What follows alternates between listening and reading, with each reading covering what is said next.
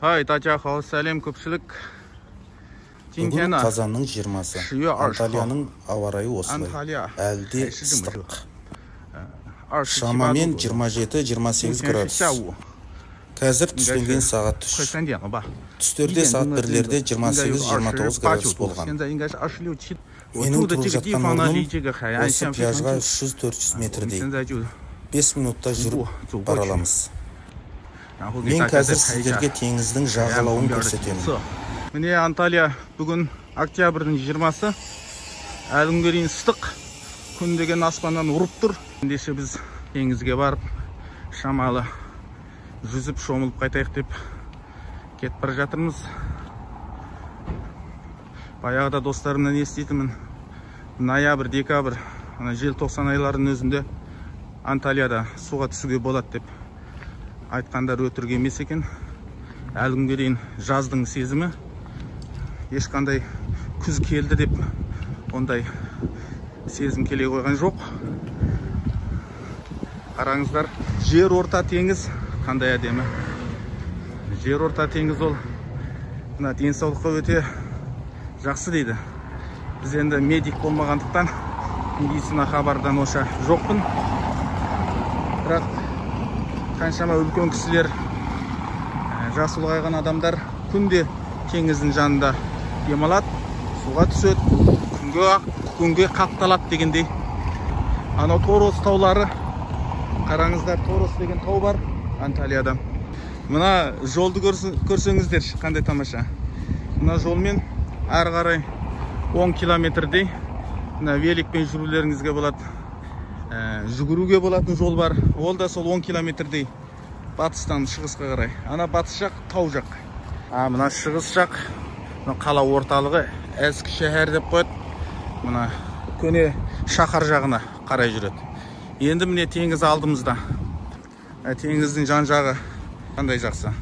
Шөп 4 мезгіл бір жылда әрқашан көк болып тұрады. Нағыз демалатын жер ғой енді, бір ауыз сөзбен айтқанда. Қараңыздар, анау сол жаңағы көне шаһар жағы. Ендеше міне біз үйіміз ана жақта, бір 300 метрдей. Үйден бері қарай жүріп 5 минутқа жетпей, міне пляжға кеп қоямыз. Шетелдіктер әлі көп, жергілікті халықта да көп. Міне достар, одеялымызды жерге қостық, өшірге отырып күнге күйеміз. Енді жеріміз осылай. Кейбір пляжда құм болады. Енді Анталияның жан жағындағы пляж көбінесе мынандай шебен, құм аралас. Қараңыздар, міне кейбіреулер отыр, ноутбугын алып жұмысын жасап, кейбіреулер суда. Көбінесе үлкен кісілер міне күйіп, денсаулықтарына жақсы ғой. Ревматизм деген нәрсе болмайды. Тағы бір кісі ноутбукты алып отыр екен, жұмысын жасап. Анталия деген осындай қала.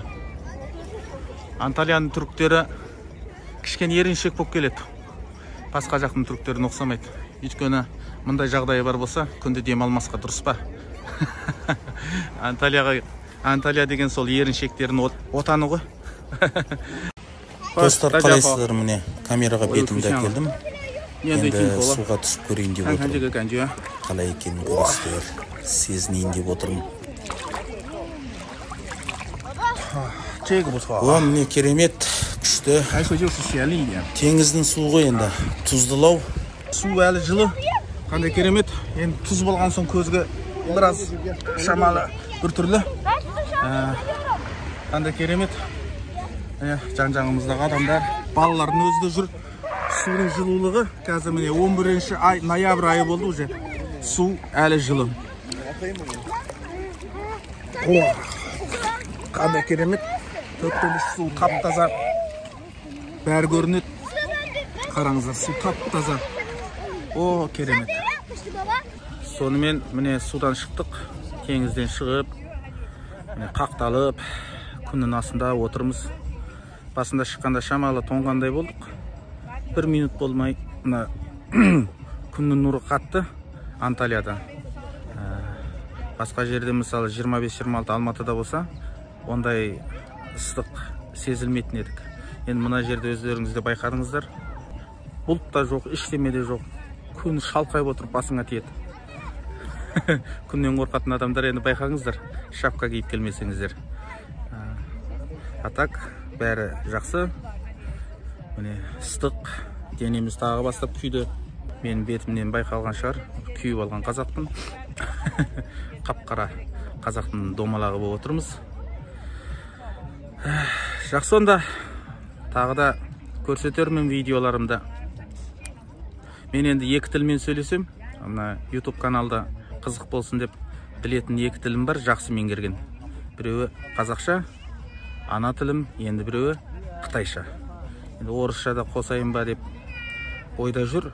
Я болмаса бар түрікшемді де айдай берейін бе деген ойымда да бар. Оны кейін көре жатармыз. Жақсы, сау болыңыздар.